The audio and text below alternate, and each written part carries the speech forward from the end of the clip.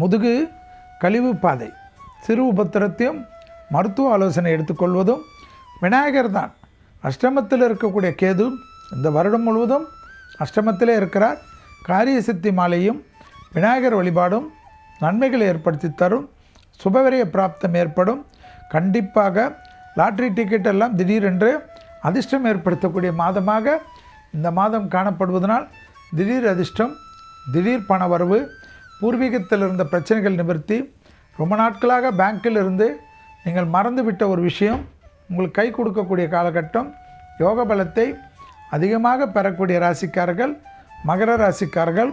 தொழிலில் ஏற்றம், உத்தியோகத்தில் ஏற்றம், வியாபாரத்தில் ஏற்றம் என்ற அமைப்பும் அனுகூலமும் நீண்ட நாட்களாக இருந்த தடைகள் தவிடுபடியாக்கக்கூடிய நல்ல காலகட்டம். யோக பலத்தை அதிகமாக பெறக்கூடிய ராசிக்காரர்கள் மகர ராசிக்காரர்கள். 3ஆம் இடத்தில் சனி இருப்பதை ஞாபகத்தில் வைத்து கொள்ளுங்கள். திருக்கணிதன்படி வாக்கியப்படி மார்ச் மாதம் வந்தாலும் உங்களுக்கு மிகப்பெரிய பலவான அவர்தான் என்பதையும் உங்களுக்கு எல்லாவித நன்மைகளும் தருவதற்கு 2027ஆம் ஆண்டு வரைக்கும் இருக்கிறார்.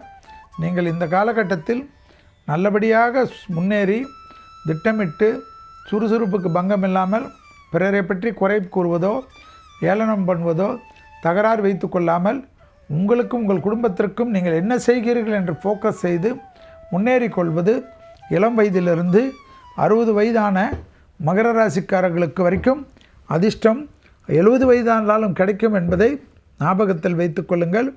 யோக பலத்தை அதிகமாக பெறக்கூடிய ராசிக்காரர்கள் மகர ராசிக்காரர்கள். திடீர் அதிர்ஷ்டம் நிச்சயம் உண்டு.